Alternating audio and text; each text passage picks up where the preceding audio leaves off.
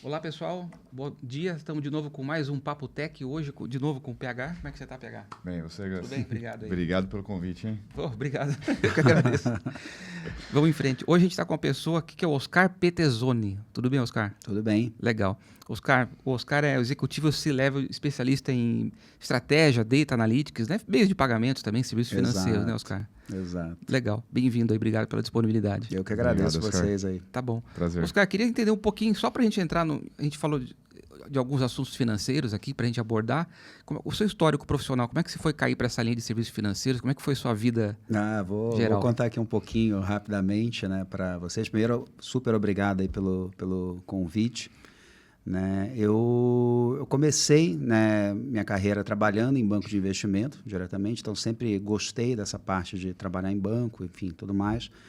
Né? E quando eu mudei para São Paulo, saí um pouco desse mundo de bancos de investimento e fui trabalhar diretamente com consultoria, né? Mais com consultoria, com empresas de tecnologia, mais ligadas a isso. Trabalhei no SAS, que é uma empresa de dados, de analytics, muito forte, uma das maiores do mundo. Né? E comecei a me apaixonar por essa parte analítica mais diretamente. Depois disso, trabalhei na Accenture também, há alguns anos, também focado sempre em serviços financeiros, então sempre trabalhei muito com bancos e nessa época comecei a entrar muito mais numa especialização em meios de pagamento, né? Que eu digo que é a minha grande paixão profissional, né? De você trabalhar com esse mercado, que na época era um mercado ainda incipiente, né? No Brasil, mas que teve um crescimento gigantesco, né? Ao longo dali. Né? Com isso, eu trabalhei também em consultorias como a PwC, também na área de serviços financeiros. Trabalhei na H. Kearney também, sempre focado com atendimento a grandes bancos, a grandes instituições financeiras. Passei pela Indra, pela Minsight, atualmente que é a empresa Minsight também, nessa parte de consultoria também, sempre muito focado aí com serviços financeiros. E por último, mais recentemente, fiquei durante 6 anos praticamente na Visa, né, trabalhando aí em diferentes áreas, trabalhando muito a expansão de aceitação, serviços que envolvem dados mais diretamente, também trabalhando, atendendo a grandes instituições. E atualmente eu estou como conselheiro de startups também, né, mais diretamente nesse mundo de tecnologia, mas sempre focado nessa parte de experiência do cliente, o uso da tecnologia e de dados, né, como é que você consegue alavancar isso e transformar isso em resultado mais diretamente. Então, um pouquinho aí do resumo, né, longa história curta, né, para passar aí para vocês. Oscar, sua formação... Sou formado em administração, eu tenho pós-graduação, né, em MBAs aí em marketing, em gestão de projetos, em finanças, mais diretamente. Então, tem essa diversidade também aí de formação. Legal. Bom, entrando um pouquinho já no nosso tema de hoje, Oscar, como que você enxerga em relação aos meios de pagamento? Como que, tirando uma foto do cenário no Brasil, cenário internacional, como que você enxerga hoje, que pé estamos em comparação ao mundo? Qual que é a sua visão sobre isso? Acho uma ótima pergunta. Assim, é interessante que o Brasil ele é uma grande vanguarda, né, desse mercado. Né? O Brasil hoje ele dita muitas regras, né, com relação a isso e tem uma evolução gigantesca. Né? Eu tive recentemente em outros países, né, você vai, por exemplo, para a Itália, né, ainda tem um uso, né, de dinheiro muito forte, né, e outros países também, quando você começa a olhar esse nível de avanço. Né. O Brasil hoje você tem uma penetração de meios de pagamento muito forte. Eu me recordo assim, em grandes números, né, quando eu entrei, né, na Visa ali em 2018, né, essa penetração, olhava ali nível de Brasil, você está falando de 40% a 45% do consumo, né, feito por meios eletrônicos. Hoje você já está na base de uns 80% em relação a isso. Obviamente, assim, a gente tem que sempre tomar aquele cuidado porque a gente vive muitas vezes numa bolha, né? Você não pode também pegar toda a região sudeste e olhar somente como isso, mas mesmo quando você olha o Brasil, quando você vê em determinadas regiões, essa expansão é gigantesca, né? Se você pegar alguns dados da ABEX, né, você vê que teve uma expansão muito forte em regiões norte, nordeste em relação a isso, e também com a entrada de novos players. Então, quando você pensa, né, no Brasil como essa vanguarda, né, o Brasil hoje ele lança uma série de inovações em relação a esse mercado. Né? Você tem o Pix, ele é uma grande inovação. Né? E quando você olha um mercado que era um modelo tradicional, né, que a gente chama, né, do modelo de 4 partes, né, mas diretamente o Pix ele veio de uma forma disruptiva, né, e rapidamente com uma aceitação enorme. Eu acho que o mercado brasileiro ele tem uma grande vantagem, né? A gente tem um Banco Central que é muito atuante. E não é atuante no sentido de limitar, ele é atuante no sentido de expandir esse mercado. Então, acho que o Brasil realmente está assim, acima quando a gente olha e compara com outros países. Boa. Em termos de digitalização, a China é muito conhecida nisso também, mas então o Brasil não fica atrás do cenário internacional, né? A China não fica, o Brasil não fica atrás quando você pensa nisso. É óbvio que a China realmente tem a China tem uma das grandes vantagens é que qualquer coisa você escala muito rapidamente. Qualquer teste já é com 1 milhão de pessoas. Exatamente. Então, quando você pensa nesse mercado, por exemplo, a Visa é a líder global nesse sentido, mas quando você compara com a UnionPay, por exemplo, a UnionPay é gigantesca também, né? Então, mas tem aquela questão de reserva de mercado ali da China, né? Obviamente, mas é um mercado que também trabalha numa evolução, né, de soluções, né, muito forte. Só que acho que a China, talvez, a grande vantagem ali que ela tem em cima do Brasil não é uma vantagem técnica, do tipo, aqui a gente tem muita gente criativa, inovadora, mas a China tem uma capacidade de escalar aquilo muito rapidamente. Legal. E o que você vê, Oscar, em relação à mudança de comportamento de consumo, né? A gente já falou um pouco de sair do dinheiro físico para o dinheiro digital, com cartões de crédito, predominantemente no Brasil, né? O que mais que você vê nessa questão do consumidor?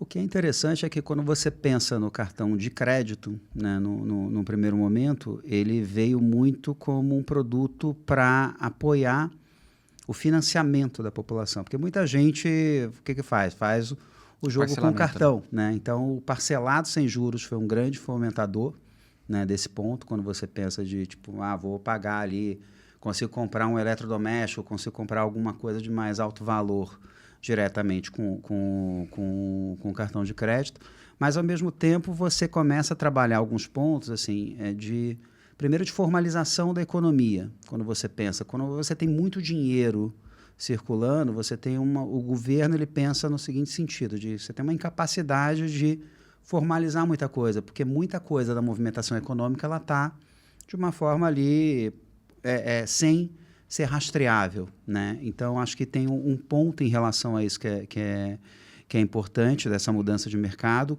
Quando você começa a olhar sob a ótica do consumidor e da facilidade que ele começa a ter, né? O consumidor ele busca o quê? Ele quer primeiro ter segurança. Sim. Em relação a isso, né? Então, você viu, principalmente quando olha na pandemia, né, que você tinha um comportamento que era de pouco uso em relação a meios eletrônicos, ou de mais baixo uso, para um modelo que começou a difundir de você trabalhar o processo de pagamento para aproximação, por exemplo, que teve um crescimento exponencial durante esse período. Por quê? Porque uma necessidade também se teve ali. Tinha uma parte, vamos dizer assim, higiênica, no sentido de que não quero ter contato, Covid, a gente estava falando aqui agora há pouco, né, dessa questão de Covid, mas também tem um outro lado de você passar a ter uma segurança, né, dentro da transação que você faz, que você começa a mudar esse comportamento.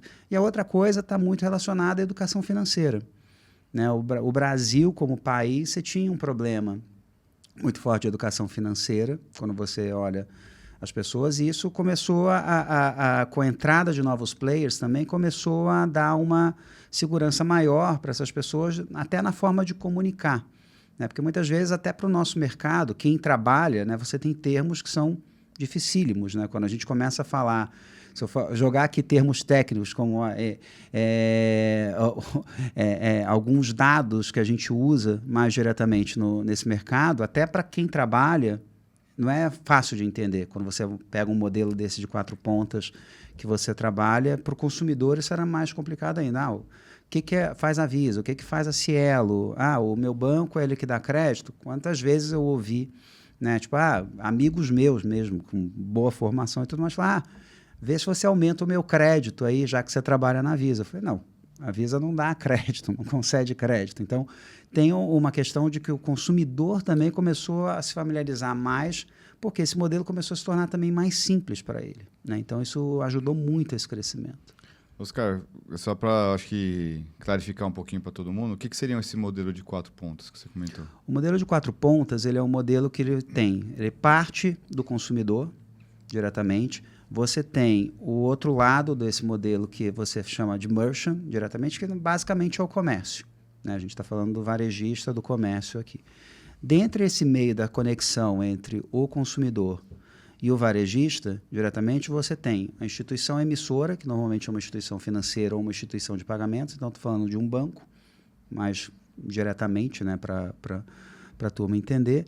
E dentro disso você tem o adquirente. O adquirente é a maquininha, que hoje já não está mais limitada a uma maquininha, né, diretamente, mas uma Cielo, uma rede, empresas desse tipo, que fazem essa ponta com o consumidor, com a captura, né, para levar esse dinheiro para isso. E junto de tudo isso você tem a bandeira, que é o grande instituidor ali do esquema, que é quem faz toda essa parte de autenticação da transação, né, para garantir que esse dinheiro está saindo daqui e está chegando aqui com toda a segurança. Então, você tem esses entes aqui, mas basicamente é um modelo montado para conectar consumidor com o varejista.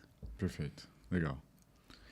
Sobre a questão de meios de pagamento, em relação a hoje a aplicabilidade de fato, a possibilidade de utilizar integrações em apps, em sites, etc. Como que você enxerga essa capacidade, esses super apps hoje que você pode fazer tudo, tudo na palma da mão, um monte de serviço, um monte de parceiro, como que é esse aglomerado aí de funcionalidades e o meio de pagamento envolvido nisso? Isso para o consumidor é sensacional, né? Mas é aquela coisa também que eu brinco, eu tenho 2 filhas, uma de 13 e outra de 11, que assim, quando às vezes para o filho, você quer dar várias atividades ao mesmo tempo, né? O Super App, ele também tem essa questão, porque muitas vezes você vai usar 10% daquilo, né? Porque você dá muita coisa, muita informação, muita possibilidade, não necessariamente você vai ter o uso daquilo tudo. Então, existe um desafio ainda aí para mim, assim, na minha visão, quando você olha no termos de gerar a educação e o conforto de usar. E também você entender que nem tudo que você oferece ali vai ser utilizado.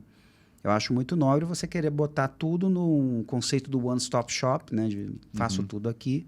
Porém, você ainda tem uma dificuldade grande aí. E aí a gente vai muito para aquele termo, né? E eu tive no outro painel discutindo sobre isso, no conceito de fidelização versus principalidade. Eu acho que é importante a gente falar disso. Por quê? Porque, em geral, as empresas elas vão para uma luta de quero trazer tudo para dentro da minha casa, né?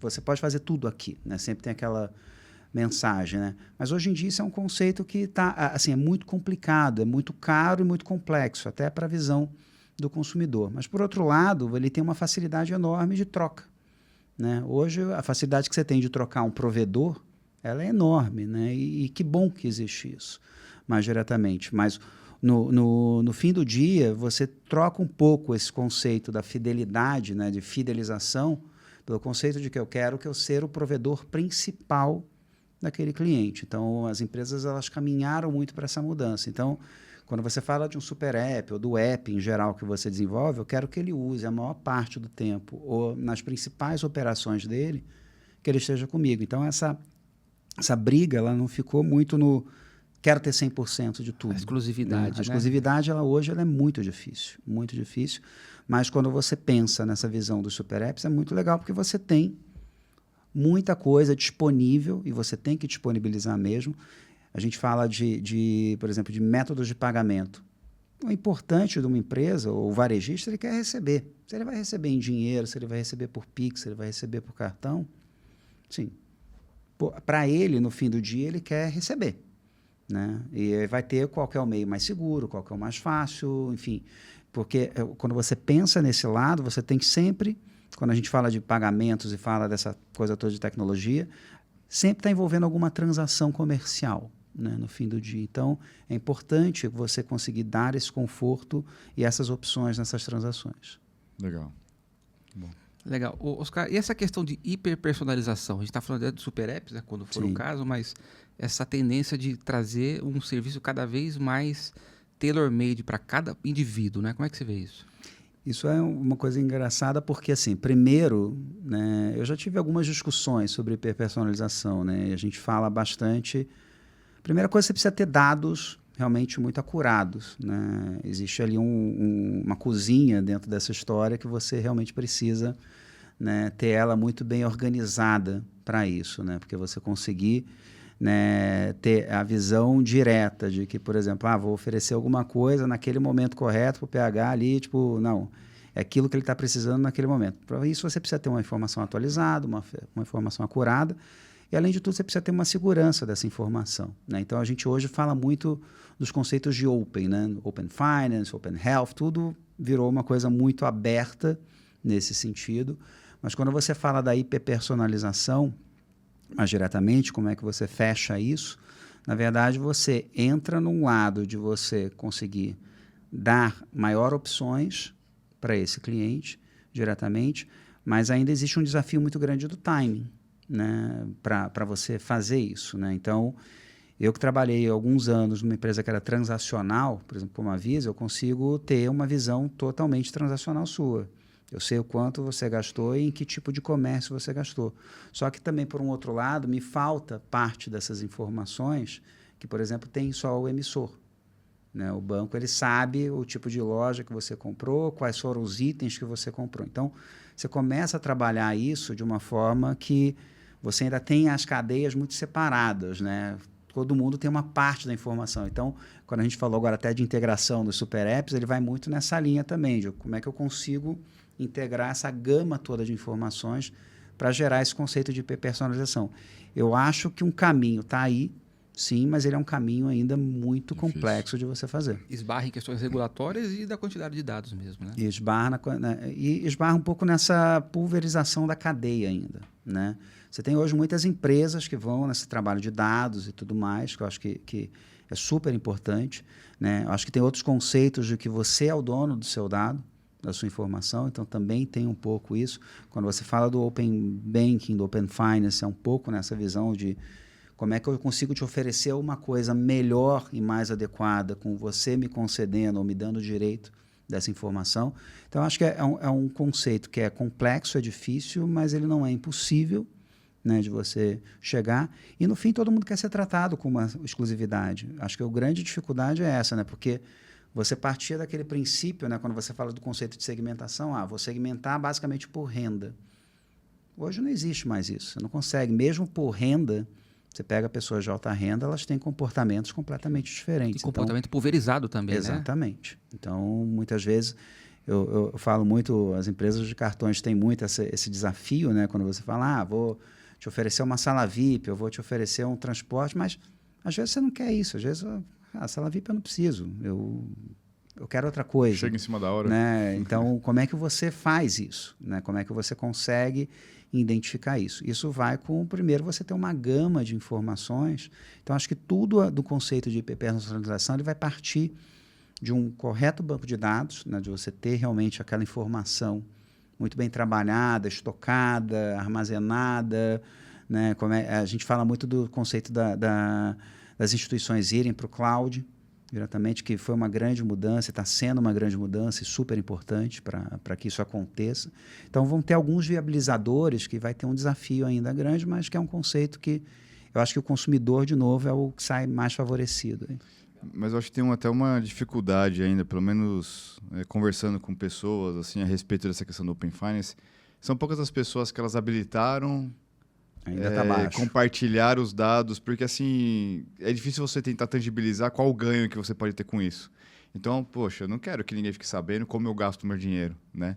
Então, acho que tem um pouquinho a falta dessa aceleração do uso da aplicação, etc. É porque o pessoal não quer compartilhar os dados. Exato, porque também você ainda tem aquela coisa, muitas vezes, do incômodo, né? Você não quer ser incomodado também, né? Então, tem é um desafio grande, né? Disso daí, de você conseguir fazer esse estímulo também.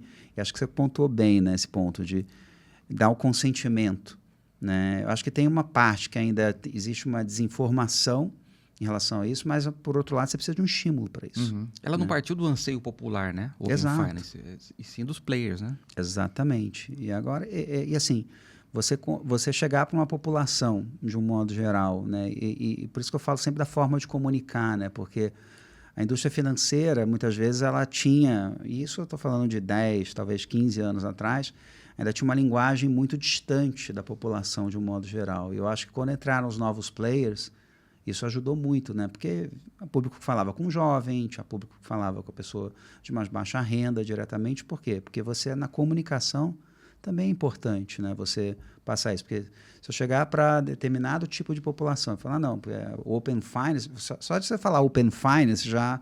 Peraí, o que é isso aí? Né? Tipo, então, eu acho que a gente tem esse desafio também. Eu vejo, tem muito em varejo, né? E no varejo você tinha aquela necessidade de você dar aquela hiperpersonalização também para o consumidor que comprou no site, está na loja, você saber que o Oscar está ali, que ele comprou um tênis no site, poxa, deixa eu tentar oferecer alguma coisa diferente para ele.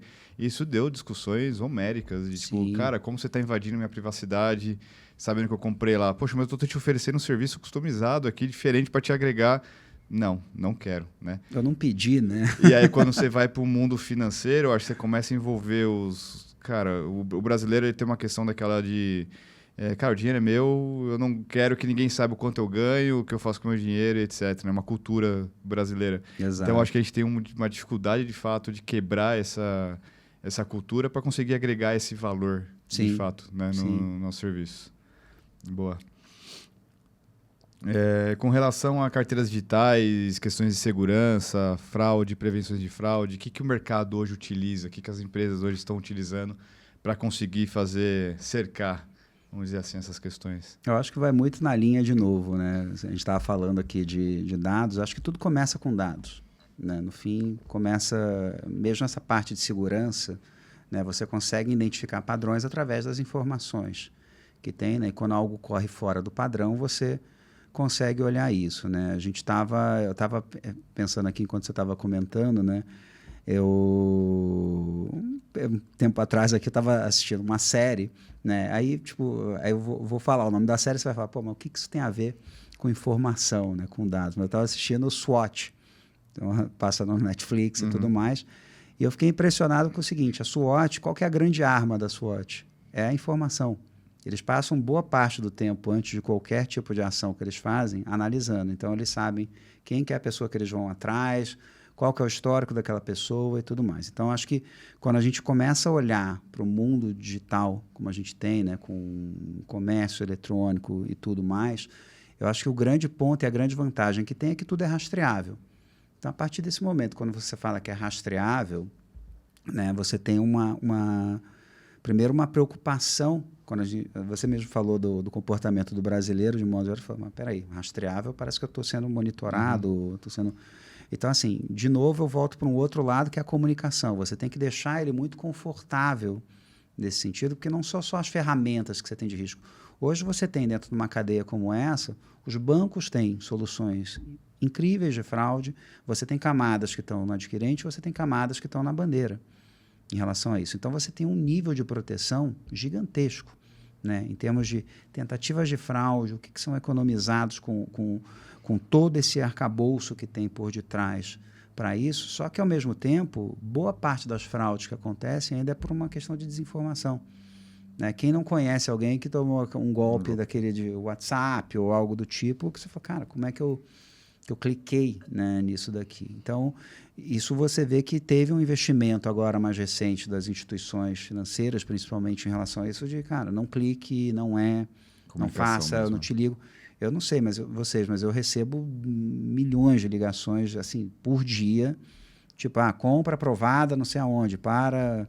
Então, assim, existe essa dificuldade. Eu acho que o importante é você usar a tecnologia a favor disso, né? Eu acho que hoje a gente tem as nossas instituições muito bem preparadas nesse sentido. Eu acho que o grande ponto, que é um investimento que também está sendo feito, é na comunicação disso, porque você precisa educar a pessoa, porque a grande parte do que acontece nisso é por uma desinformação, né? Por você ter essa preocupação. E eu acho que também tem um outro ponto, que você estava comentando também de estar tudo dentro de um único lugar.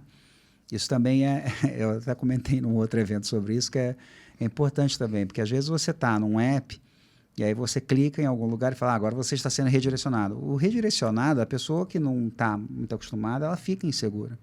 Tem gente que abandona o carrinho, a compra ali. Gera fricção. Né? Então, esse ponto, né, de você tentar integrar cada vez mais essas camadas de segurança, né, também está sendo muito importante, né? Então, por muitas vezes, ou vão querer escolher apenas um provedor, essas instituições, ou você vai ter que criar um modelo, quando a gente fala dos APIs e tudo mais, e de tudo estar conectado, é que realmente facilita isso. Você tem que ter essa integração no fim do dia para gerar essa segurança maior para todos dentro da cadeia.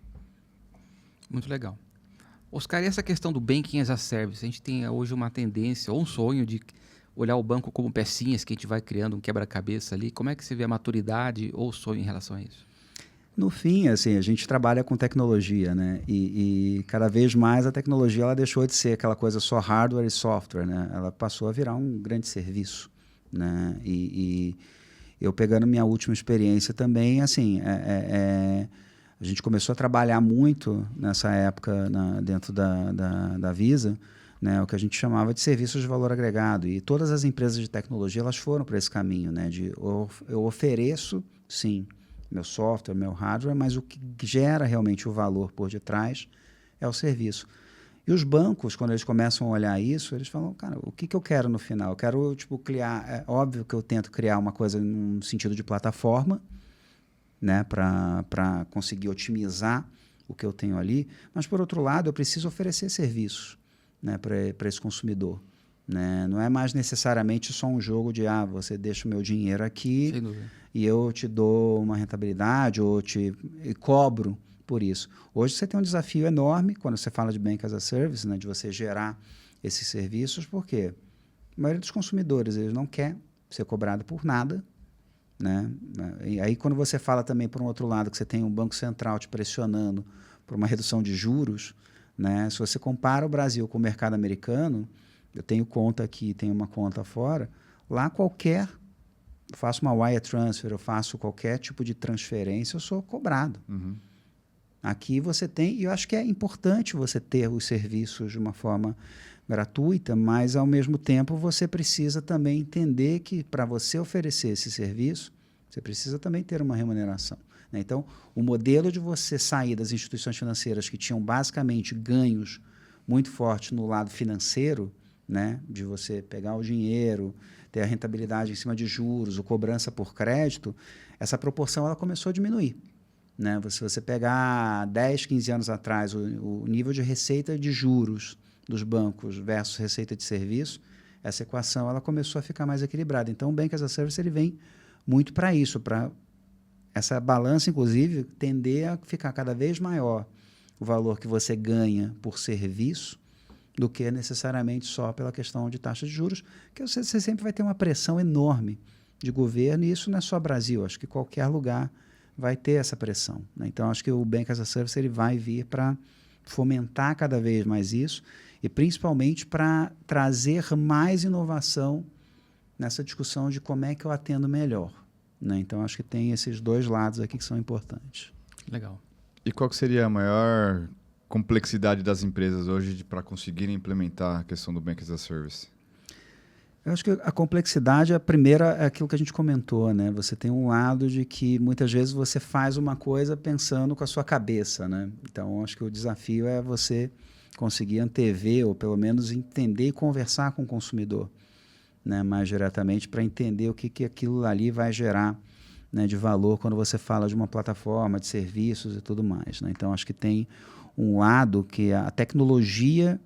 Eu acho que ela é sempre muito robusta, muito forte, muito segura, né? Mas eu ainda bato muito na tecla de que você tem que ouvir, né, o consumidor mais diretamente, né? Eu lembro que eu trabalhei num determinado frame que a gente tinha elaborado, quando a gente fala de criar toda uma jornada do consumo de forma digital. Só que muitas vezes você quer, quando a gente entra naquele conceito da omnicanalidade e tudo mais, eu quero ser atendido numa agência. E eu quero ser atendido na agência com o mesmo padrão, com o mesmo nível de informação e com os mesmos benefícios que eu teria do digital. Então, eu acho que o grande desafio está muito mais no behavior também, e você colher a informação correta, do que necessariamente na tecnologia que você tem disponível, porque as tecnologias hoje elas estão cada vez mais acuradas, elas têm, a gente estava falando de inteligência artificial, acho que é um conceito que na minha cabeça ele já é um antigo, mas ele é um conceito que agora está na moda, vamos dizer assim. mas ela tem um trabalho ali importante que é você melhorar com o aprendizado, né? Quando a gente fala do machine learning e tudo mais. Então, eu acho que no fim vai ter realmente essa corrida, né? Quando a gente fala de como é que vai sair, né, nessa plataforma de serviços, o Bank as a Service ou qualquer coisa as a Service, como a gente olha hoje em dia, para você realmente conseguir endereçar naquele serviço uma necessidade ou um problema que o cliente tem. Se você não for com esse mindset, eu acho que acaba sendo um investimento, assim, ou você vai ficar muito padrão e não vai se diferenciar, ou não necessariamente você vai atender aquilo que o cliente espera. Você acaba ficando básico, né? Exato. Então, o desafio é dados.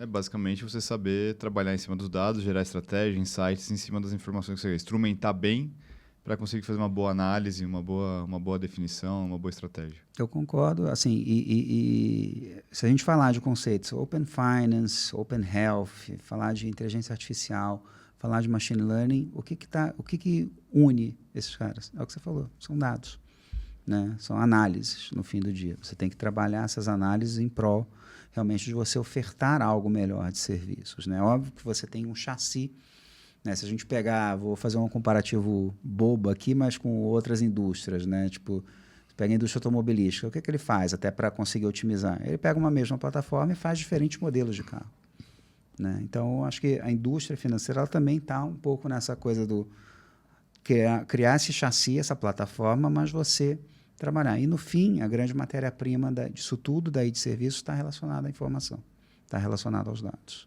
E o Brasil, o mundo, mas eu acho, dando destaque mais para o Brasil, ainda está muito despreparado em relação a dados, né?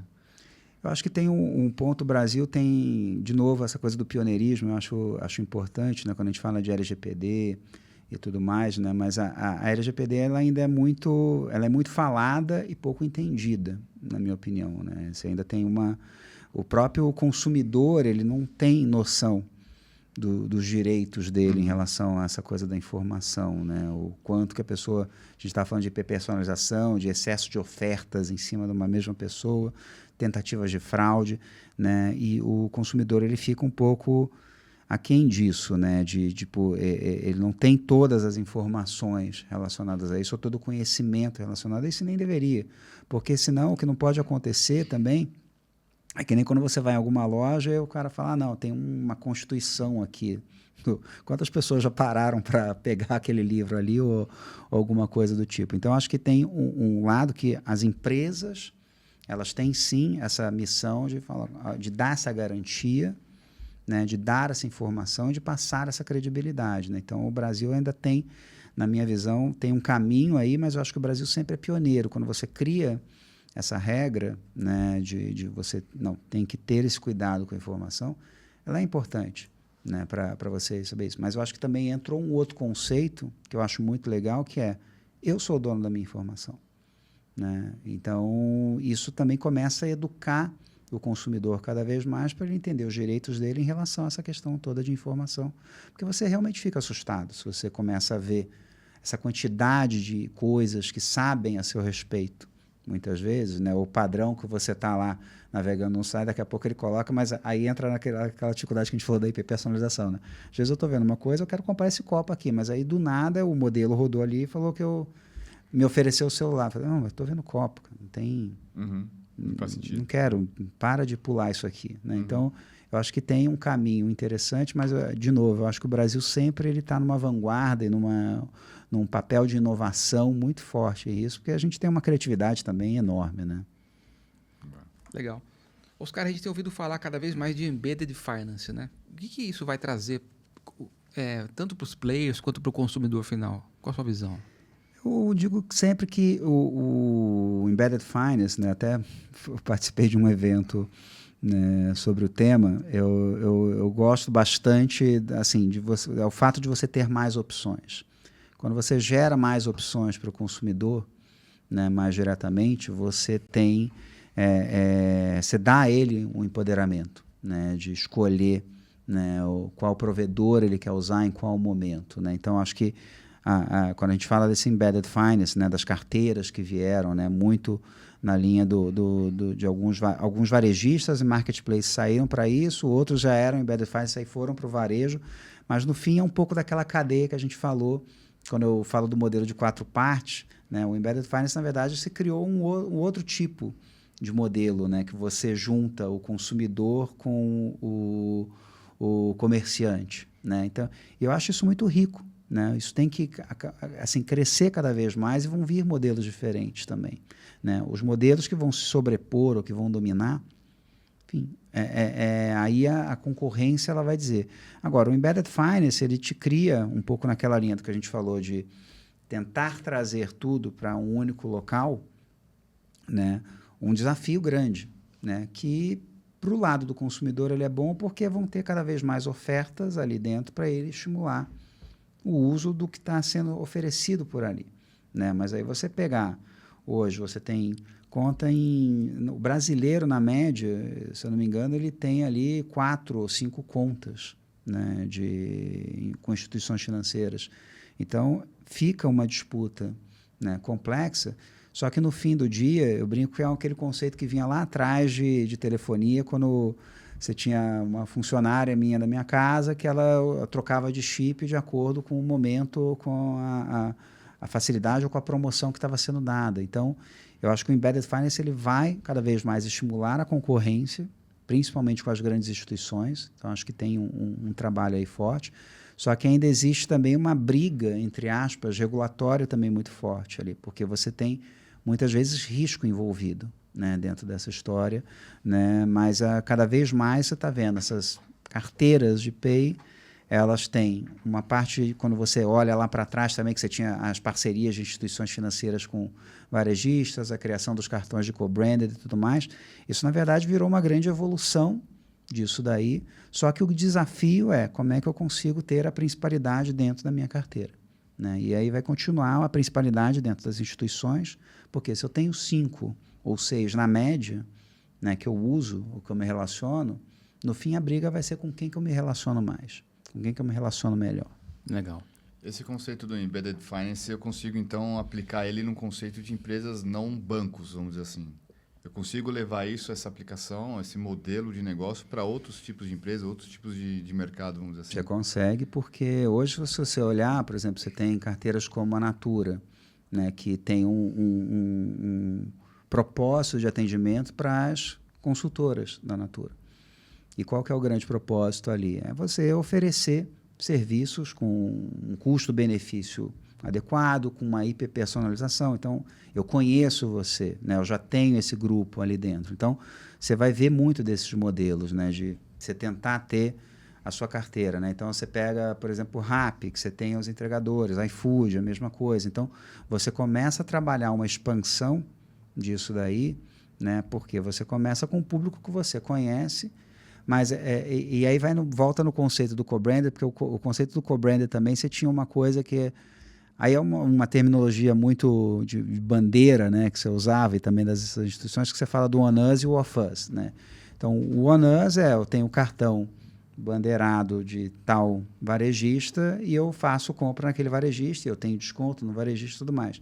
Mas como é que eu fomento ele para usar isso em outras coisas? Como é que eu fomento ele para comprar num restaurante ou ele vai viajar e usa, né? Então, acho que as carteiras elas também vão ter esse desafio, né, de como é que eu consigo oferecer. Acho que a grande vantagem é que, como elas trabalham como carteiras e distribuidores, elas conseguem ter parcerias ali e oferecer produtos até de outras instituições ou criar o próprio produto, né? Então, acho que sempre, no fim, o que eu gosto muito dessa história é que sempre o consumidor ele vai ter realmente uma vantagem aí nessa disputa, né? Numa disputa que é sadia, só que ela tem que, obviamente, né? E aí, de novo, eu volto a elogiar um papel do Banco Central no Brasil, porque, sim, quando a gente fala em regulação, parece aquela coisa meio do tipo, não, deixa eu tolir você. Não.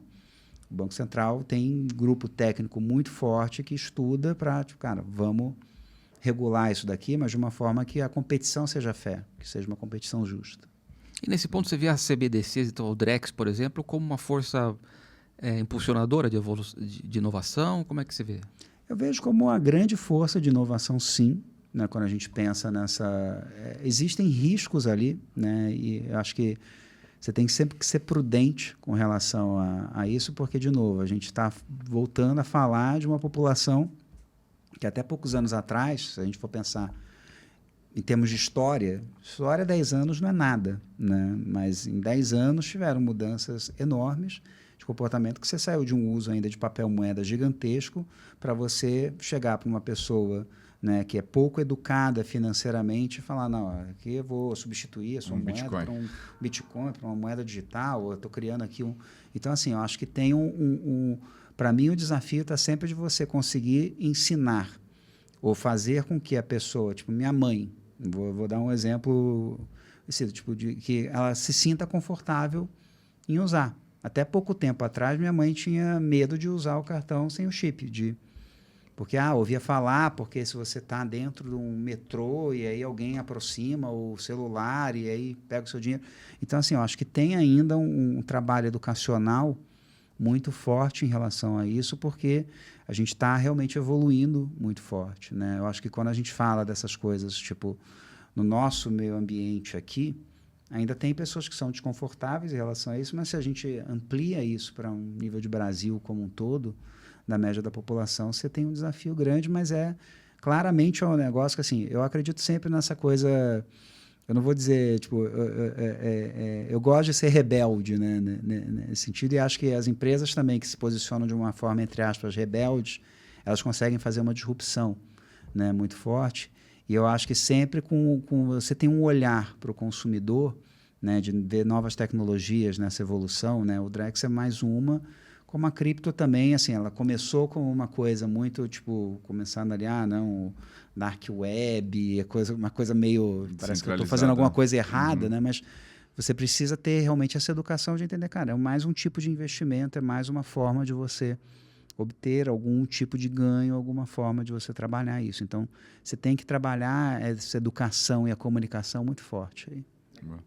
Oscar, se a gente pensar aí, cara, a gente falou de um monte de coisas novas, né? Então, sim, Embedded Finance, Open Bank, Open Finance, Bank as a Service, uma série de coisas. O que para você está hoje na hype do momento para serviços financeiros? Que tecnologia, que inovação que está hoje chamando mais atenção, vamos dizer assim?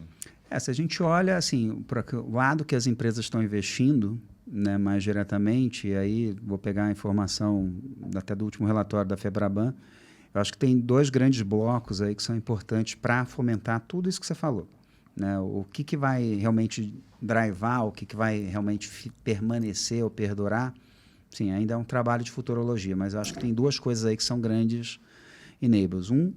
Quando a gente fala de toda essa migração para a cloud, né, da informação, né? Tem um lado de segurança muito forte aí, mas tem um lado da sua capacidade do time to market enorme para você fazer tudo isso que você está falando.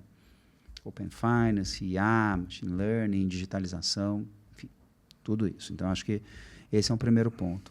O outro ponto é a questão dos canais digitais, né? A digitalização ela é uma realidade, mas quando eu falo de digitalização, acho que tem 2 lados que a gente tem que pensar aí como empresas de tecnologia, como a gente estando na indústria e tudo mais. Eu acho que tem o lado da digitalização que está para a visão do atender o cliente, né, que é um desafio enorme. Só que você também tem um lado dessa digitalização para dentro de casa. Quando você vai em alguma empresa que tem processos, que já está acostumada com determinados tipos de processos, você também trabalhar essa digitalização internamente, que muitas vezes você vai mexer numa coisa que está ali há 20 anos e que você tem um custo de mudança enorme, ou a pessoa não quer fazer, ou, enfim, está acostumada com aquilo. Então, você tem um trabalho ainda muito grande. Então, eu diria que tem esses 2 grandes blocos, né? Acho que tem toda essa parte de você trabalhar a nuvem, e aí quando a gente fala de nuvem, de novo, é um conceito aberto, né? Você tem lá a nuvem fechada, nuvem aberta e tudo mais, mas assim, você cada vez mais vai ter as coisas disponíveis, você não vai ter reserva de mercado como você tinha, né? Se eu volto ali a 2010, quando teve a questão da interoperabilidade, né? Vocês vão lembrar, né? Você tinha um adquirente que fazia somente para uma bandeira, você tinha um outro adquirente, então você tinha a VisaNet, você tinha a Redcar, uma só fazia para Mastercard, outra só fazia para Visa. Então, eu acho que essa abertura vai fomentar muito toda essa parte tecnológica que vai perdurar. E a outra parte, assim, a digitalização. A digitalização ela é uma realidade. E era uma realidade que vai ficar mesmo, assim, eu não estou dizendo que vão acabar os canais, mas eles vão mudar o papel deles. Né? Você ir na agência hoje, pensar na agência bancária, você ir na agência bancária, hoje é no máximo, tipo, legal, você é amigo do gerente, eu vou lá tomar um café, ou para alguns outros pontos, né? Vou comprar um imóvel, né? Acho que tem casos de uso ainda que existe um desafio para perdurar.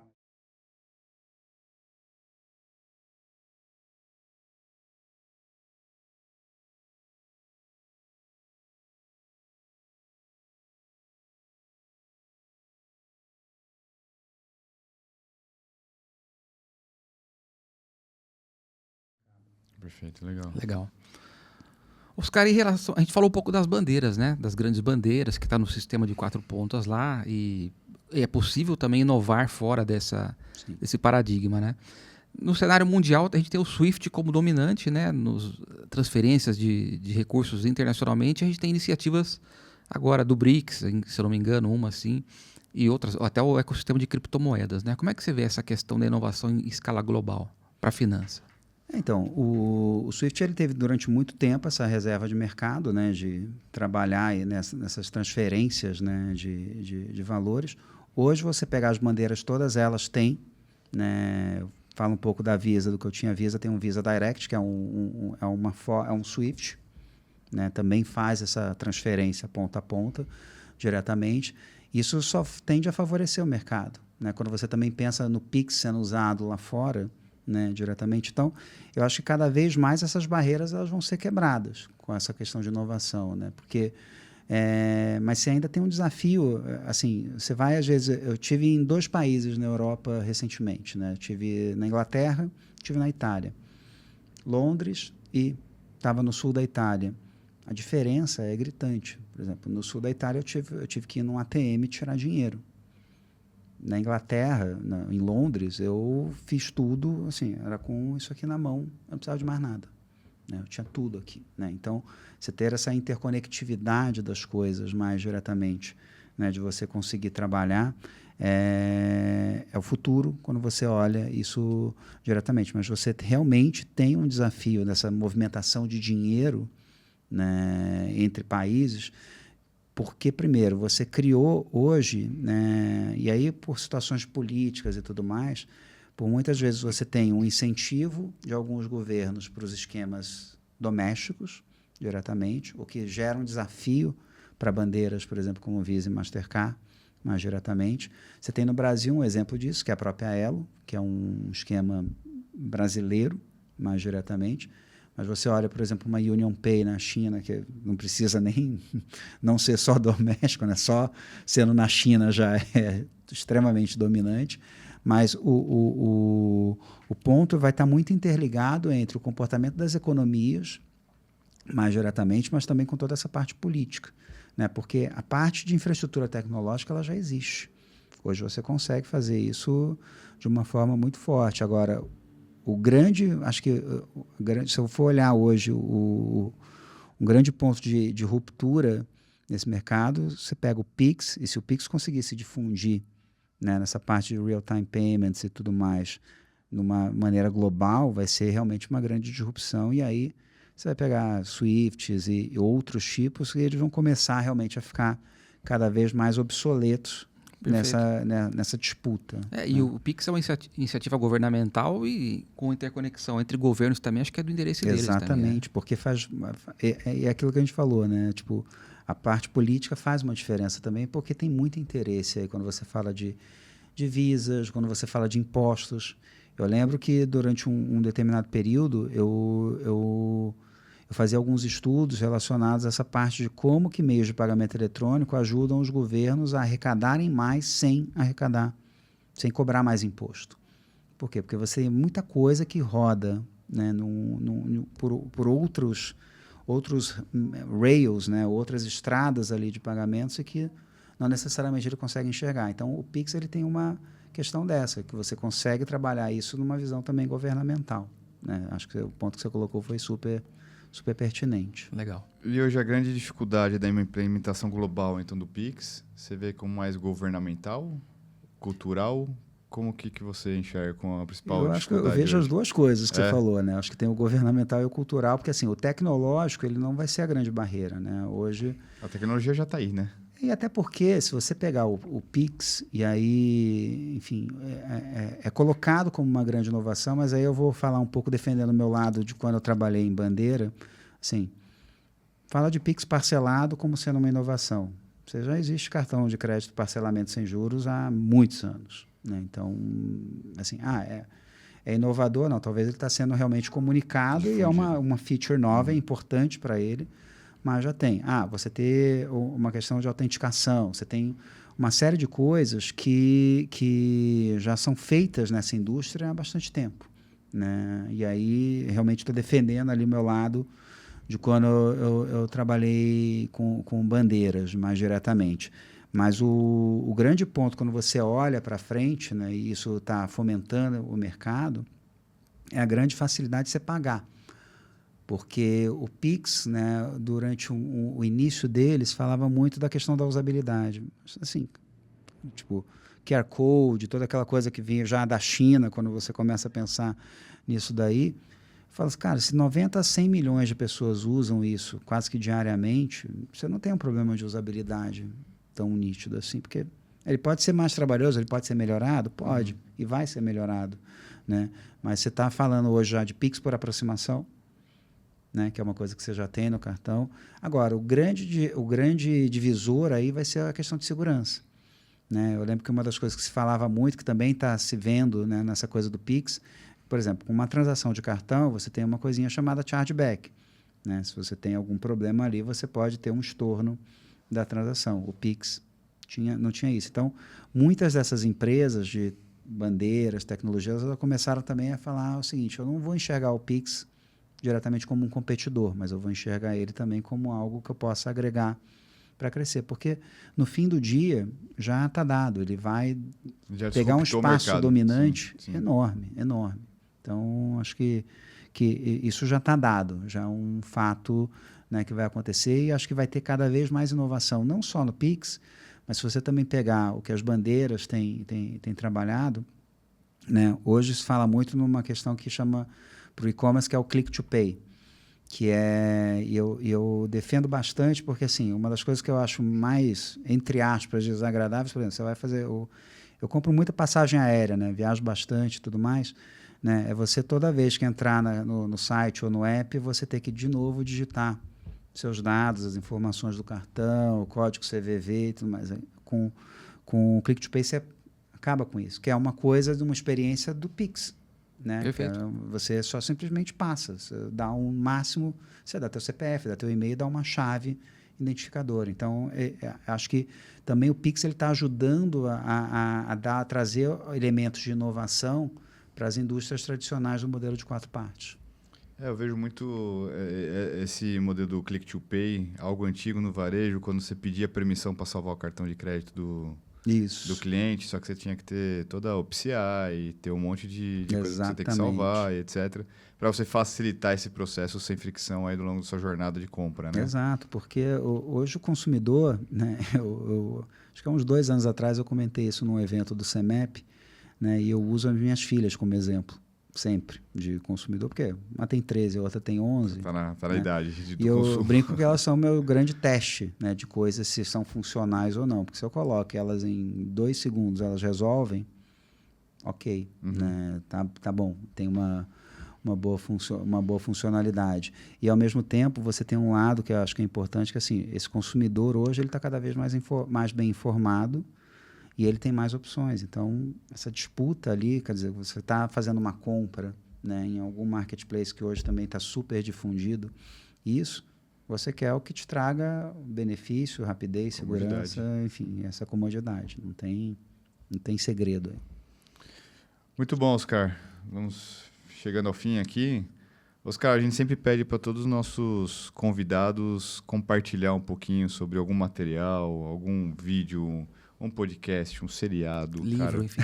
livro, o que você gostaria de compartilhar aí com o pessoal que está ouvindo, algo que fez diferença para você ou poderia fazer diferença para alguém?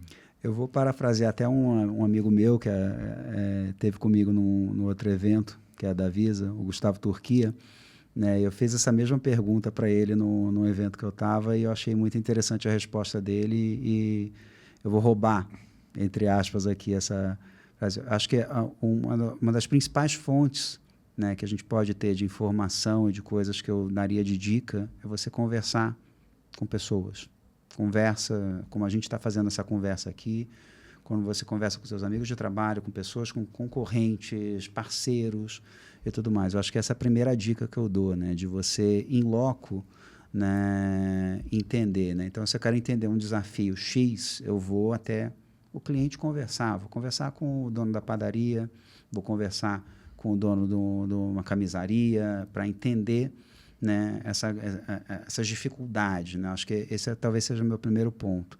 Né? O segundo, indo um pouco mais na linha, eu vou falar um pouco de coisas que eu estou assistindo. Né? Eu mencionei aqui a SWAT, que é interessante, porque é uma série que tipo, você fala, cara, o que isso tem a ver com o negócio?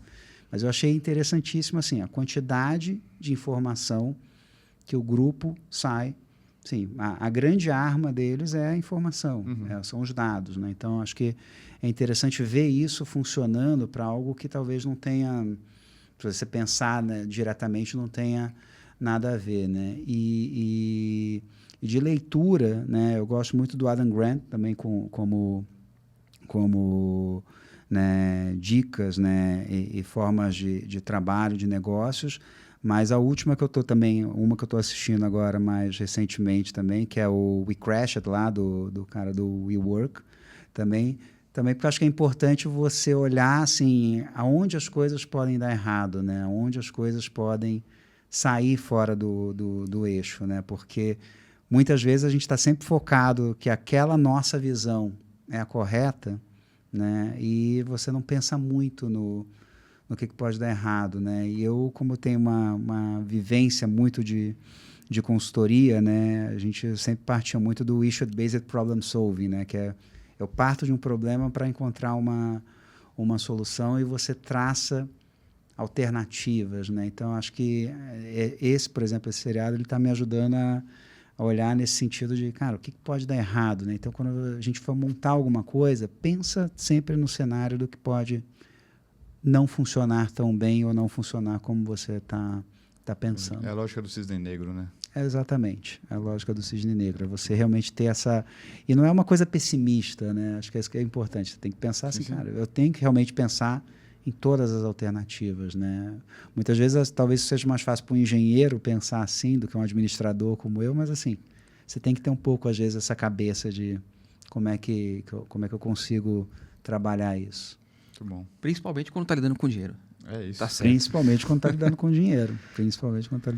Tá bom. Oscar, foi muito proveitoso. Eu queria te agradecer pela disponibilidade de falar com a gente. Foi bem legal. Saiu um pouco do mundo tech, né? E falar de finanças. Então, acho que foi muito bem. Obrigado novamente pela participação. Obrigado a vocês. E assim, finanças hoje, tech é totalmente interligado. Conectado, se você pegar ali Febraban, tanto que o evento da Febraban hoje é Febraban Total, Tech, né? É então, isso. não tem desconexão ali. Tá certo. Mas agradeço vocês. Super obrigado. Obrigado, Oscar. Valeu. Obrigado, pessoal. Até o próximo, então. Valeu. Valeu, gente.